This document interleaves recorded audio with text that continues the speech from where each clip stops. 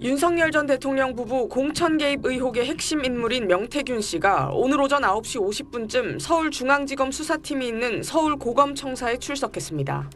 명 씨는 출석에 앞서 기자들과 만나 오늘 조사에서 여론조사 비용 대납 의혹과 관련해 오세훈 서울시장에 대해 적극 진술하겠다는 뜻을 밝혔습니다.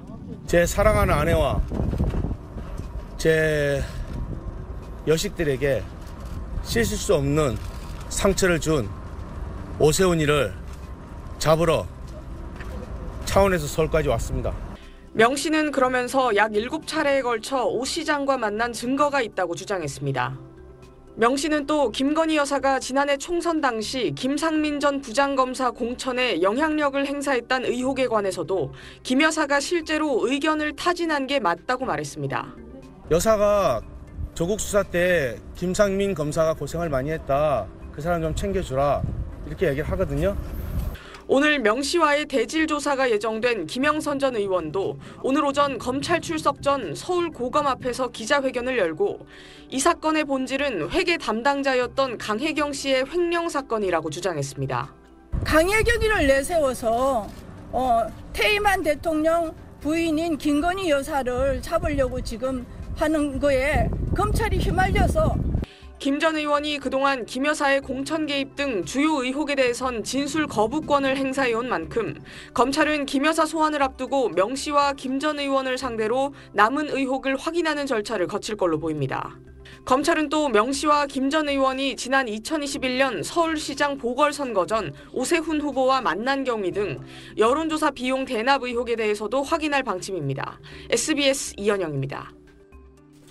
서울중앙지검 명태균 의혹 수사팀이 김영선 전 의원에게 다음 주쯤 검찰청사에 출석하라고 소환 통보한 걸로 파악됐습니다.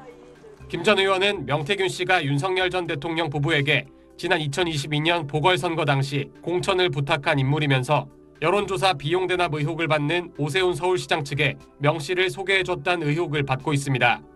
최근 보석으로 풀려난 김 전 의원은 구속수감 당시 검찰 조사에선 김건희 여사 관련 질문에 묵비권을 행사했던 걸로 확인됐습니다. 김 여사와 만난 경위를 묻는 질문엔 도움을 주고받는 사이였고 지난 대선 이전에만 교류했다는 취지로 진술했지만 문제가 된 2022년 보궐선거 당시 김 여사의 공천 개입 의혹 관련 증거들과 질문에 관해선 묵비권을 행사하겠다고 답했습니다. 하여튼 양fun이 이름 팔지 말고 그냥 유리라고 했어요. 지금 전에서. 그러니까 너는 김영선이 좀 해줘라 그랬는데 거기가 말이 많네. 검찰은 최근 김 여사 측과 소환 일정 등을 조율하고 있는데 김 여사 소환에 앞서 김 전 의원을 먼저 조사한다는 방침을 세운 걸로 확인됐습니다. 김 여사 측은 검찰이 제시한 소환 조사 일정과 방식에 문제를 제기하면서 정확한 날짜는 정해지지 않은 걸로 알려졌습니다. 김 여사를 향한 검찰 수사의 속도가 붙자 김 여사는 어제 정식으로 변호인 선임계를 내고 수사 대비에 나섰습니다. SBS 편광현입니다. 명태균 씨가 김건희 여사와 마지막 텔레그램 통화 48분이라는 제목의 옥중 입장문을 변호인을 통해 공개했습니다. 명 씨는 지난해 2월 16일부터 19일까지 자신이 김 여사와 대여섯 번에 걸쳐 통화했다며 이때 김 여사는 김상민 검사가 조국 수사 때 정말 고생 많이 했다. 창원 의창구 국회의원이 되게 도와달라고 말했다고 주장했습니다. 박완수 경남지사에게도 부탁해놨다고도 했습니다. 김 여사는 보수정권 역사 이래 최다석을 얻을 거라고 이철규, 윤한홍 의원으로부터 들었다고 했는데 이에 명 씨는 김 검사를 내려꽂으면 가만히 있지 않겠다고 강하게 반대했다고 전했습니다.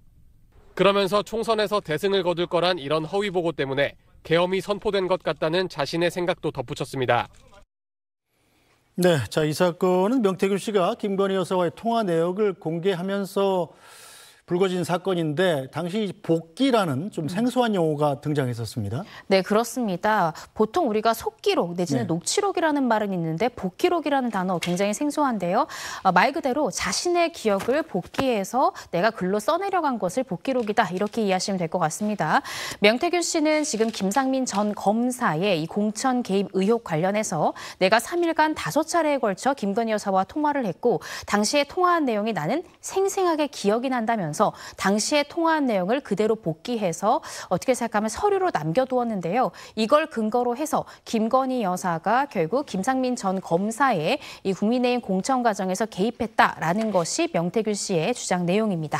네, 이제 명태균 씨 주장은 김건희 여사가 지난해 2월 18일 오후 5시쯤에 김영선 전 의원한테 전화를 걸었다 이런 주장을 했었는데 검찰 조사 결과 이건 사실로 밝혀졌죠? 네, 그렇습니다. 물론 어떤 내용으로 과연 대화를 했는가, 즉 김영선 전 의원과 김건희 여사 사이에 통화는 있었는데 어떤 내용으로 통화했는지까지 검찰에서 공개적으로 이야기하고 있지는 않습니다. 다만 중요한 것은 그 통화 이후에 김영선 전 의원이 현역을 버리고, 즉 자신의 지역구 창원 의창을 떠나서 이 김해 갑으로 출마한다고 선언했다라는 점은 사실인데요. 따라서 지금 계속해서 명태균 씨가 주장하고 있는 김영선 전 의원이 현역구를 떠나서 이 김해 갑으로 출마하게 도와달라라는 부탁을 받았다. 그리고 그러한 이유가 김상민 전 검사를 그 의창이라는 이 지역구의 공천에 힘을 보태기 위해서 이렇게 개입했다라는 것이 명태균 씨의 주장 내용인데, 어떻게 생각하면 그 주장에 부합하는 증거들이 하나둘씩 나오고 있는 그런 상황으로 보여집니다. 네, 저 명태균 씨와 김영선 전 의원 지금 구속 상태에서 풀려나 있는 상태죠? 네, 그렇습니다. 조건부로 풀려났는데요. 이제 보증금 5천만 원을 납부하는 것과 주거지 제한이랄지 법원에서 소환 통보를 했을 때 적극적으로 출석을 해야 된다든지 여러 가지의 조건이 부여된 상황에서 보석으로 풀려난 상황입니다. 당시 재판부에서는 이 구속 기간이라는 것이 정해져 있습니다. 법정에서 구속할 수 있는 기간이 최장 6개월까지인데요. 지금부터 나머지 절차들을 한다 하더라도 법정에서 구속할 수 있는 6개월 안에 재판을 끝내기는 좀 어려울 것 같고, 피고인의 방어권 보장 등의 사유로 김영선 전 의원 그리고 명태균 씨를 보석으로 풀어줬고요. 풀어주고 그 다음 날 연이어 이틀 동안 검찰에서는 명태균 씨를 다시 조사하기도 했습니다. 네, 명태균 씨 풀려나자마자 자신의 SNS에 폭로전을 예고했었는데 단어가 좀 섬찟했어요. 네, 그렇습니다. 마치 내가 입을 열면 많은 사람이 다칠 것처럼, 특히 국민의힘과 관련된 많은 사람들이 다칠 것만 같은 그런 내용을 SNS에 올리기도 했는데요. 그 내용을 좀 살펴보면 어떤 먹잇감을 먼저 물고 뜯어야 그들이 열광하고 환호할까, 이런 말을 올리기도 했고요. 이 철장에 145일간 갇혀있던 굶주린 사자가 이 경기장 한복판에 뛰어나와 서 있다라면서 자신이 어떤 순서로 입을 열어야지만 압박감을 느낄까라는 취지의, 저는 이게 어떻게 생각하면 협박성 메시지다라고 생각이 들기도 하는데요. 네. 이러한 내용을 기재한 SNS 글을 올리기도 했습니다. 네, 검찰이 지난주에 의혹 당사자인 김상민 전 검사를 소환 조사하지 않았습니까?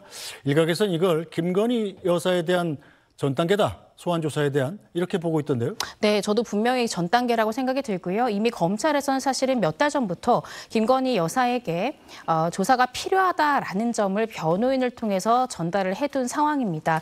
그런데 김건희 여사에 대해서 조사하기 전에 관련자들에 대한 인적, 물적 증거를 최대한 확보하고 있는 전략을 쓰는 것으로 보여지는데요. 아마 김상민 전 검사에 대해서 지난주 금요일 조사 시에 김건희 여사와 어떤 인연이 있는지, 또 이 김상민 전 검사가 국민의힘에 입당하게 된 계기는 무엇이며 추천인이 누구인지, 또 의창구라는 지역구를 선택하게 된 이유와 김건희 여사 또 김영선 전 의원과 통화한 사실이 있는지에 대해서 굉장히 상세히 추궁했을 것으로 보여지고, 그 진술에 따라서 통신영장 등을 발부받아서 진정으로 통화하거나 통화하지 않은 경우가 진술이 사실인지 여부에 대해서 확인할 가능성이 높거든요. 그리고 제일 마지막에 김건희 여사에 대한 조사를 할 것으로 보여지고, 김건희 여사 조사를 넘어서서 윤석열 전 대통령에 대한 조사 가능성도 배제할 수 없는 상황입니다. 그래서 지금 어떻게 생각하면 가장 주된 피의자인 김건희 여사의 조사를 가장 후순위로 빼놓는 것은 검찰에서는 김건희 여사가 조사 과정에서 어떤 진술을 하든 그것과 무관하게 인적, 물적 증거를 통해서 어느 정도 기소, 불기소 여부에 대한 결론을 가지고 있는 것 같고요. 최종적인 피의자의 입장만 확인하는 정도로 김건희 여사에 대한 조사를 진행할 가능성이 대단히 높아 보입니다.